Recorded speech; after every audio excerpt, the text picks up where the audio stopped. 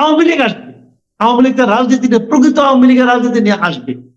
যে আপনার কোটা বিরোধী আন্দোলন হলো, এখন আমরা দেখছি ঠিক কোটার আবার আগমন ঘটেছে, কিন্তু এখন জুলাই কোটা চলে এসেছে। তো ঘুরে ফিরে কিন্তু যেখানে ছিলাম আমরা সেখানে রয়ে গেছি, বরং আগে আমাদের শোষণ করত এক ধরনের সিজন পলিটিশিয়ান, এখন শোষণ করছে, এখন আমাদেরকে নানা রকম, আমরা নানা রকম চাপের মুখে আছি এক ধরনের আনানি ছেলে মেয়েদের। এতে যেটা হয়, ওই যে ব্লেডে কাটলো মৃত্যু অথবা ভোতা দাও দিয়ে কাটলো মৃত্যু, দুইটাই মৃত্যু, কিন্তু ভোতা দাওটা না লাগে বেশি, এখন গায়ে লাগছে বেশি।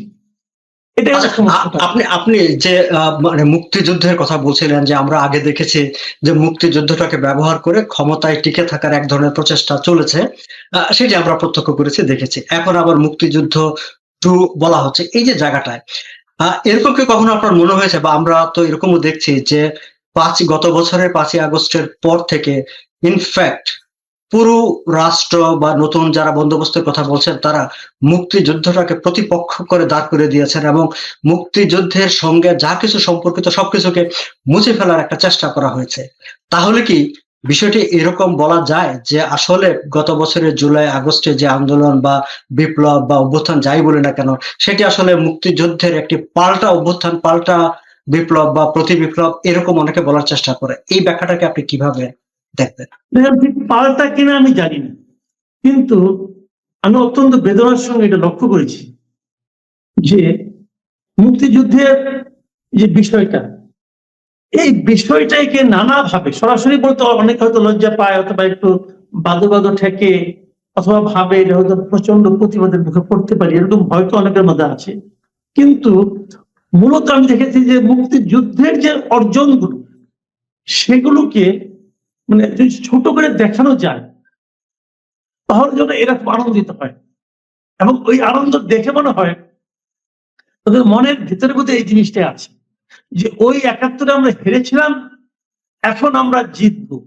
দেখেন, আমি একটা ঘটনা দিয়ে শুরু করি আপনাকে। প্রথম দিকে গত ডিসেম্বরের সময়, বিজয় দিবসের সময় মেহেরপুরে একটা আপনার মুরাল ছিল, মুক্তিযুদ্ধের মুরাল। সেই মুরালটাকে প্রথমে ঢেকে দেওয়া হলো। তো এটা নিয়ে আমরা আলোচনা করলাম, কেন ঢেকে দেওয়া হলো, বিজয় দিবসে মুক্তিযুদ্ধের মুরালটাকে ঢেকে দেওয়া হলো। এটা বলার পরে দেখলাম 2 দিন পরে ওটাকে ভেঙেই দেওয়া হলো। মুক্তিযুদ্ধের মুরালটাকে আপনার ভাঙতে হবে কেন? হ্যাঁ, ওখানে বঙ্গবন্ধুর ছবি আছে, এটা একটা কারণ হতে পারে, কিন্তু এই উপদেষ্টারা, এই ছাত্ররা তো এই কথাও বলেছেন যে বঙ্গবন্ধু মুক্তিযুদ্ধ বন্ধ ঠিক ছিলেন, মুক্তিযুদ্ধের পরে নাকি খারাপ হয়ে গেছেন। এটা তো এদের ব্যাখ্যা, যদি এদের ব্যাখ্যাটাকে আমি মেনে নেই, মুক্তিযুদ্ধের ওই মোরাল তো বঙ্গবন্ধুর মুক্তিযুদ্ধের সময়কার মোরাল, ওরা তো ওই সময় 7ই মার্চের ভাষণের ওই ছবি, তো সেটাকে ভাঙতে হবে কেন? এই প্রশ্নটা কিন্তু আমরা তুলেছি, কিন্তু কোনো জবাব পাইনি। এই প্রশ্ন তোলার কারণে কেউ যে একটু বিব্রত হয়েছেন সেটাও মনে হয়নি। গণভবনের সামনে দেখেন, এখানেও কিন্তু ওরকম কিছু কিছু মুরাল ছিল, সেগুলো ভেঙে দেওয়া হচ্ছে। তো এগুলো দেখে যেটা মনে হচ্ছে, সব জায়গা থেকে হাসিনা পরিবারের লোকজনের নাম তুলে ফেলা হয়েছে, ভালো, কিন্তু বঙ্গবন্ধু শেখ মুজিবুর রহমান উনি কি শেখ হাসিনা পরিবারের সদস্য হিসেবে এদেশের মানুষের মনে হৃদয়ে জায়গা করে নিয়েছে, নাকি উনি নিজের যোগ্যতাতে জায়গা করে নিয়েছে? আপনি যখন হাসিনা পরিবারের লোকদের নাম তুলে দিবেন, তার মানে হাসিনা ক্ষমতায় আসার পর যাদের নাম বিভিন্ন জায়গায় প্রতিষ্ঠানে আসার কথা ছিল না, তাদের যখন আপনারা আনবেন সেটা আপনি বাদ দিবেন, ঠিক আছে, মানতে রাজি আছেন, কিন্তু বঙ্গবন্ধুকে হাসিনা পরিবারের সদস্য হিসেবে আমরা চিনি। দেখেন, কুষ্টিয়া ইসলামী বিশ্ববিদ্যালয়, সেখানে বঙ্গবন্ধুর নামে একটা হল ছিল, সেটাকে আপনি চেঞ্জ করে ওটা শাহজাহান রহমানের নামে করছেন। বঙ্গবন্ধু কি মুক্তিযুদ্ধের সময়, অথবা বঙ্গবন্ধু যেগুলো জীবিত ছিলেন, আমি বাদ দিলাম, বঙ্গবন্ধু ওনারা বলতেছেন যে মুক্তিযুদ্ধের পরে সে খারাপ করছে, ঠিক আছে, খারাপ করছে। 75 সালে ভদ্রলোক মারা গেছেন, তাই না? 75-এর 15 আগস্টের পর্যন্ত বঙ্গবন্ধু যে কাজগুলি করেছেন, তার সঙ্গে কি শাহজাহান তার চেয়ে ভালো কিছু করেছেন কখনো? শাহজাহান জাতিসংঘে গিয়ে বাংলাদেশের অস্তিত্বের বিরুদ্ধে কথা বলেছে। তো এখন আপনি কার সঙ্গে, এখান থেকে কিন্তু বোঝা যাচ্ছে যে এদের ক্যারেক্টারটা কি। তো এই ক্যারেক্টার দিয়ে তারা অগ্রসর হচ্ছে, তাদের সঙ্গে একটা শক্তি আছে, তাদের সঙ্গে একটা রাষ্ট্র ক্ষমতা আছে। আমি আশঙ্কা করি এদেশের সাধারণ মানুষ এই যে তাদের এই যে ক্ষমতার দাপটের মাধ্যমে যে বিভিন্ন অপকর্ম, আমি এগুলোকে অপকর্ম হিসাবে বলি, এই অপকর্ম তারা যেগুলো করেছেন তার জবাব তারা খুব শিগগির পাবে। দেশের মানুষ বেশি দিন সহ্য করে না, প্রথম কিছুদিন দেখে, তারপর দেখার পর যখন অতিষ্ঠ হয়ে যায়, বিরক্ত হয়ে যায় এবং যখন কোনো ব্যাখ্যা খুঁজে না পায়, তখন তারা কি করে, এটা তারা গত বছরের 5ই আগস্ট থেকে দেখে শিক্ষা নিলে ভালো করবে। এখন আপনি যখন বলছেন যে দেশের মানুষ মানে জনগণ জবাব দেবে, জনগণের জবাব দেওয়ার তো মাসুদ ভাই দুটি প্রক্রিয়া, একটি হচ্ছে আবার আন্দোলনে নেমে আসা, আরেকটি হচ্ছে যদি দেশে নির্বাচন হয় ব্যালটের মাধ্যমে তাদেরকে তাদের প্রতি যে অনাস্থা, তাদের প্রতি যে তাদের যে আপত্তি আছে যে সেটি জানানো। এখন এই দুটি প্রক্রিয়ায় কি জনগণের তাদের মতামত জানানোর কোনো ব্যবস্থা দেশে তৈরি হয়েছে বা কোনো সুযোগ কি আছে? নির্বাচন নিয়ে তো আমরা কোনো আলাপ আলোচনা দেখি না। আবার এখন যখনই কোনো আন্দোলন হয়, আমরা যদি যে রিসেন্ট এই যে মাইলস্টোন স্কুলের যে দুর্বিষহ ঘটনাটি ঘটলো, ঘটার পর বিক্ষুব্ধ ছাত্র ট্রমাটাইজড বাচ্চারা যে আন্দোলন করলো, তাদের নামে অ্যাটেম্প টু মার্ডার কেস দিয়ে দেওয়া হলো, আবার তাদেরকে পুলিশ দিয়ে পিটানো হলো। এখন আপনি আন্দোলন, কেউ যদি কোনো দাবি দাওয়া নিয়ে কথা বলে তাকে আপনি আওয়ামী লীগ ছাত্রলীগ বললেই মনে হয় যেন তাকে পিটানো জায়েজ হয়ে যায়। তো এই একটি অবস্থায় জনগণের জবাব দেওয়ার সুযোগটা কোথায় আছে, কোথায় থাকে? দেখেন, এই ধরনের কাজ কিন্তু আওয়ামী লীগ আমলে হয়েছে। আওয়ামী লীগ আমলে ছোট ছোট স্কুলের স্টুডেন্টরা রাস্তা ঠিক করতে আসছিল, রাস্তার দিয়ে বিরুদ্ধে, দুর্ঘটনার বিরুদ্ধে, সড়ক দুর্ঘটনার বিরুদ্ধে নেমেছিল কিন্তু রাস্তায়, তাদেরকে শেষ পর্যন্ত আপনি জেলে ঢুকিয়েছেন। যাদেরকে আপনি ওই আন্দোলনের সময় জেলে ঢুকিয়েছিলেন, আপনি নিশ্চিত থাকেন তারাই কিন্তু এই জুলাই, গত বছরের জুলাই কিন্তু হাসিনাকে সরানোর জন্য চেষ্টা করেছে। একটা স্কুল স্টুডেন্টকে আপনি জেলে ঢুকিয়েছেন ভাই, তার মধ্যে যে ট্রমাটা তৈরি হয়েছে, যে ক্রোধটা তৈরি হয়েছে, সেই ক্রোধেরই কিন্তু বহিঃপ্রকাশ ঘটেছে গত বছর। একই জিনিস এই আজকে পরশুদিন যাদেরকে আপনি পিটালেন সচিবালয়ের সামনে, যে স্টুডেন্টদেরকে ছাত্রলীগ বলে পিটালেন, আপনি ছাত্রলীগ বললেন কেন? মিডিয়ার কাছে, বহির্বিশ্বের কাছে একটা বলার অজুহাত হিসেবে বলেন যে এই লোকটি ছাত্রলীগ। আপনি মনে হয়তো এক ধরনের আমোদ পেলেন। যাদেরকে পিটালেন তারা তো জানে তারা কি, তারা তো জানে গত জুলাইয়ে তারা কোথায় ছিল, তারা তো জানে যে আজকে যারা ক্ষমতা আছে তারা গত জুলাইয়ে তাদের যে জীবনকে বাজি রেখে যে লড়াই, সে লড়াইয়ের ফল এরা ভোগ করছে। তারা কি এটা জানে না? তারা জানে। আপনি মুখে যাই বলেন না কেন, তারা তো জানে। তারা কি আর আপনার সঙ্গে থাকলো নাকি থাকবে? এইভাবে কিন্তু কমে, এভাবে কিন্তু ক্রোধ পুঞ্জীভূত হয়। এই পুঞ্জীভূত ক্রোধ কিন্তু একসময় বিস্ফোরণ ঘটায়, ঘটবে, অবধারিত না ঘটে কোনো উপায় নাই। আপনি যখন ঢালাও ভাবে একটা বিপুল সংখ্যক স্টুডেন্টকে ছাত্রলীগ বলে দেন, যে জিনিসটা নাকি শেখ হাসিনা করেছিলেন, ঢালাও ভাবে সবাইকে রাজাকারের বাচ্চা বলে দিয়েছিলেন, তার প্রতিফলন কি হলো? তার প্রতিবাদে বিক্ষোভটা কি হলো? যে তুমি কি আমি কে রাজাকার, তুমি কি আমি কে রাজাকার, এটা কি যে রাজাকে বলে, এটা কি আনন্দজনক কোনো কথা? এখনো কেউ বলে? বলে না। তখন বলেছিল কেন? সেই পুঞ্জীভূত ক্ষোভের বহিঃপ্রকাশ ঘটেছিল। তো এখন যে লোকটা গত বছর আবার অনেকে কিন্তু ব্যাপারটাকে এভাবে বলে যে আসলেই ওখানে সব জামাত শিবির বা ওদের কর্মীরা ছিল, ওরা ছিল বলে ওরা আসলে এই স্লোগানটা তুলেছে, এভাবেও কেউ কেউ ব্যাখ্যা করার চেষ্টা করে। হতে পারে, এখন এটা হতেই পারে মনে হয়। কারণ আমরা মানে এখন অন্তত দাঁড়িয়ে, ওই সময় আমরা এটা বলেছি যে না এটা ক্ষোভের বহিঃপ্রকাশ, কিন্তু এখন আবার অনেকে কাছে এটা মনে হতে পারে যে না হ্যাঁ ঠিকই আছে, ওরা হয়তো তাই ছিল। আমার কথা না, কিন্তু সেই কথাটা তো বলার সুযোগটা কে করে দিয়েছে? হ্যাঁ ট্রু, সুযোগটা তো এখন আমি এটাই বলছি, এরা যখন এই স্টুডেন্টদেরকে ছাত্রলীগ বলে অথবা ফ্যাসিবাদের দোসর বলে, যখন তারা বলে, সুযোগটা কে করে দিচ্ছে?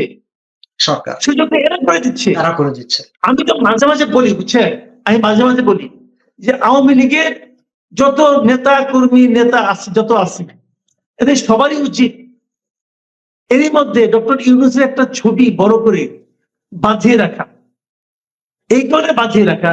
এই ভদ্রলোক মানে আওয়ামী লীগের দুঃশাসন কিন্তু আমরা ভুলি নেই ভাই, আওয়ামী লীগ কিন্তু 15 বছর দুঃশাসন চালিয়েছে। আওয়ামী লীগ বলবো না, আমি বলবো শেখ হাসিনার সরকার বলবো আমি। কারণ আওয়ামী লীগের বহু লোককে আমি চিনি যারা নাকি শেখ হাসিনার ওই শাসনকে পছন্দ করতেন না। কাজে এদেরকে আমি আওয়ামী লীগ বলবো না। আওয়ামী লীগের যে প্রকৃত আদর্শ, তারা কিন্তু সে আদর্শ থেকে সরে এসেছিল। এই জন্য তাদের এই অবস্থা। আওয়ামী লীগ একটা জনগণের দল, একটা জনগণের দলকে জনবিচ্ছিন্ন করে দিয়েছিল এই লোকগুলো। এই লোকগুলো আসলে আওয়ামী লীগের শত্রু, এটা আমি মনে করি পার্সোনালি। তো এই যে লোকগুলি চলে গিয়েছিল, আমি ভেবেছিলাম এরা আসবে না, বরঞ্চ আওয়ামী লীগ আসবে। আওয়ামী লীগ তার রাজনীতিতে, প্রকৃত আওয়ামী লীগের রাজনীতি নিয়ে আসবে।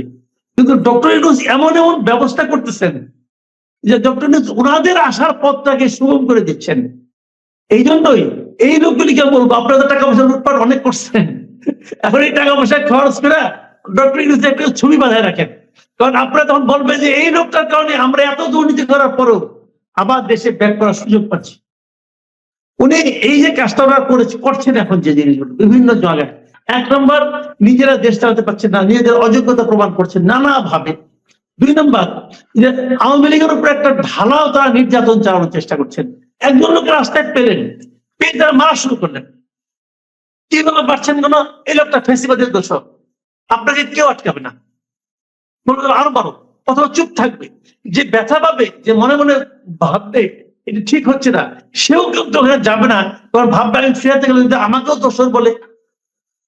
এই যে ভয়াবহ tagging, এইটা কিন্তু আমাদের দেশে আমি কখনো দেখিনি এরকম।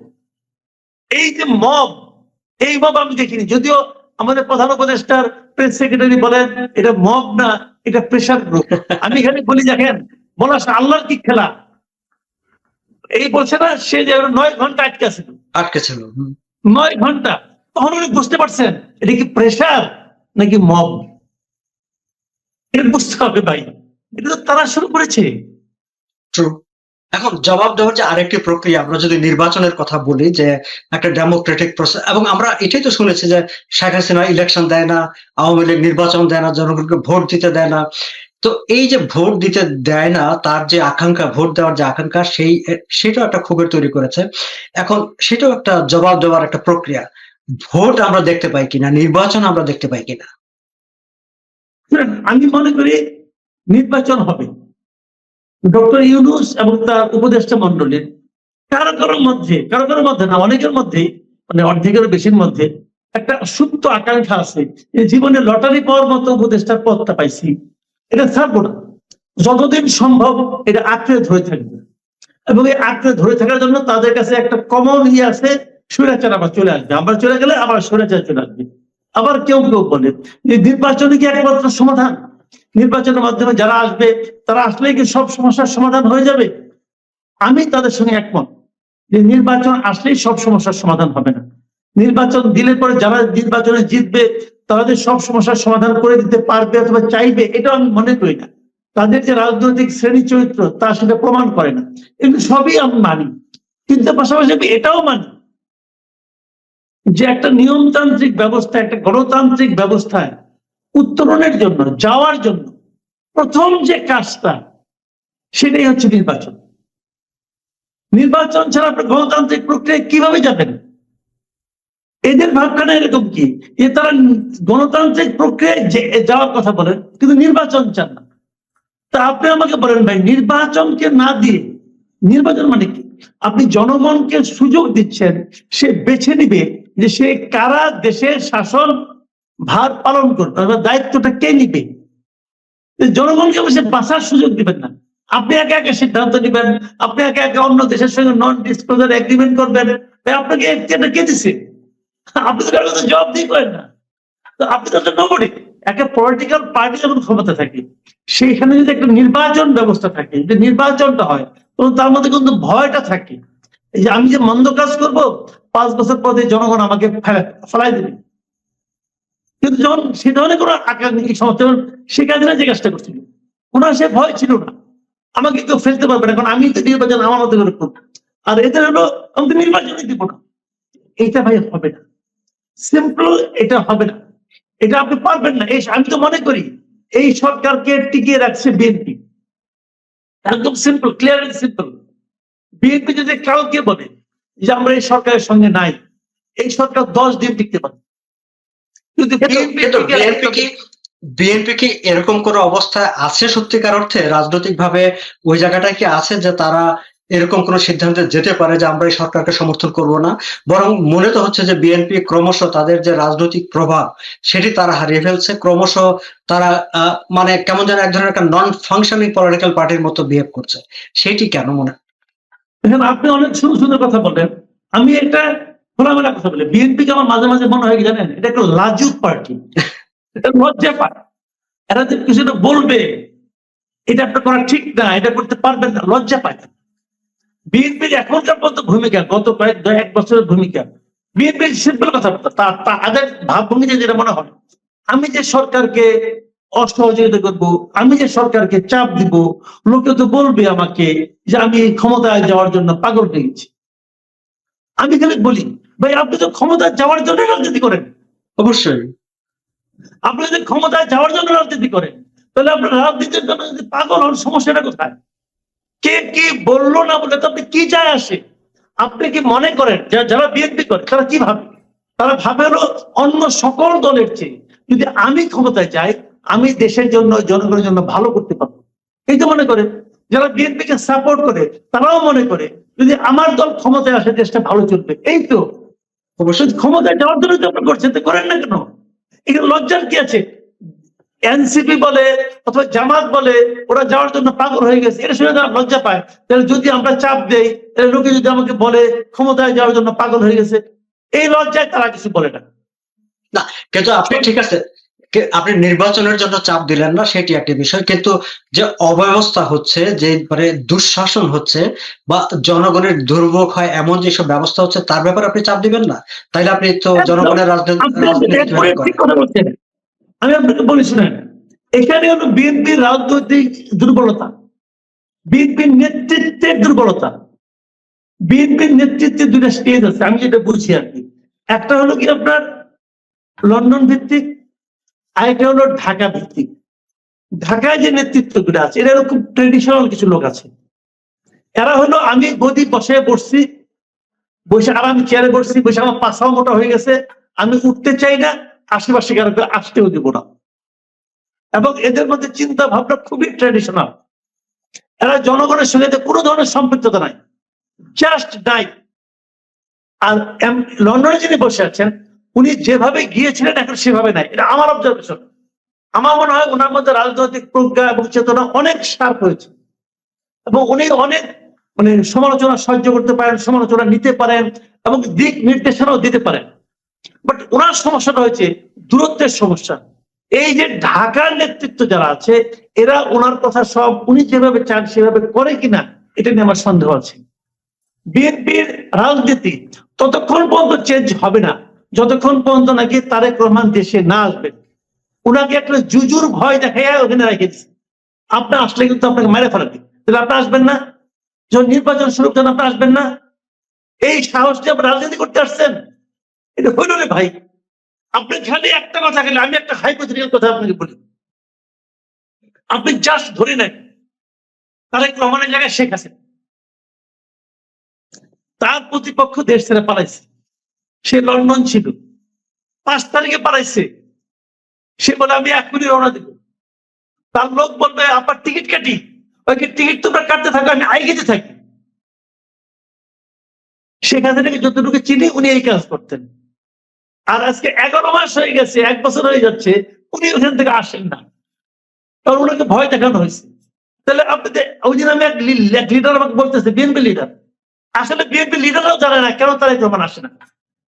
আমাকে বলতেছে তারেক রহমানের সেখানে অবস্থানটা কি, সেটাও তো আমাদের কাছে পরিষ্কার না, যে তিনি লন্ডনে কিভাবে অবস্থান করেন। তিনি কি ব্রিটিশ সিটিজেনশিপ নিয়ে অবস্থান করেন নাকি জাস্ট রেসিডেন্সি নিয়ে অবস্থান করেন, সেই বিষয়গুলো কিন্তু আমাদের কাছে পরিষ্কার। এটা আমি জিজ্ঞাসা করেছিলাম, ওনাদের পক্ষ থেকে জবাব আসছে উনি এখানে রাজনৈতিক আশ্রয় আছেন। যদি রাজনৈতিক আশ্রয় হয়, রাজনৈতিক আশ্রয় হওয়া মানে হচ্ছে কিন্তু যে রেসিডেন্সি পাওয়া, এবং রেসিডেন্সির একটি পর্যায়ে তিনি সিটিজেনশিপ পান। এখন তিনি কি সিটিজেনশিপ নিয়েছেন নাকি শুধু ব্রিটিশ? রাজনৈতিক আশ্রয় বলতে কিন্তু মানে তার ধাপ আছে। আপনি যখন রাজনৈতিক আশ্রয়ের জন্য আবেদন করলেন, যখন অ্যাকসেপ্টেড হলো, তখন হচ্ছেন আপনি ওই দেশের পিআর পার্মানেন্ট রেসিডেন্ট, আপনাকে স্থায়ীভাবে বসবাসের অনুমতি দেওয়া হলো এবং একটা সার্টেন টাইম পরে আপনাকে সিটিজেনশিপ দেওয়া হবে। আপনি সিটিজেনশিপের জন্য কোয়ালিফাই করলেন। উনি কি সিটিজেনশিপ নিয়েছেন নাকি পিআর পর্যায়ে আছে? এটা আমি বলতে পারবো না, কিন্তু আমাকে বলা হয়েছে যে উনি সিটিজেনশিপ নেন নাই। একটু আমাকে বিএনপির উচ্চ পর্যায়ে থেকে বলা হয়েছে। আচ্ছা, আমি যে কথাটা বলতেছিলাম, জি। একটা অনুষ্ঠানে আমার সঙ্গে আলাপ হচ্ছিল, বিএনপি একজন কেন্দ্রীয় নেতা আমাকে বলতেছেন যে এখন তো ইন্টারনেটের যুগ, সবাই সবার সঙ্গে কথা বলতে পারছে, দেখতে পাচ্ছে। উনি সারাদিন ওখানে বসে থাকেন, বসে বসে অনলাইনে আমাদেরকে বলেন, আমরা সেভাবে দেশ চালাই, সেভাবে আমরা রাজনীতি করি। তা আমি কিন্তু ওনাকে প্রশ্ন করলাম, হ্যাঁ অনলাইনে উনি দল চালাচ্ছেন, মানতে রাজি আছেন। উনি যদি প্রধানমন্ত্রী হন তখন উনি লন্ডন থেকে অনলাইনে দেশ চালাবেন? তখন চালাবেন না। উনি তো জনগণের ভোটে আসবেন, উনি তো জনগণের নেতা হবেন। জনগণের নেতাকে কেন জনগণ দেখতে পাবে না? এটা হয় না। এটা আমি বললাম তো, পৃথিবীর কেউ এটাকে বিশ্বাস করবে না।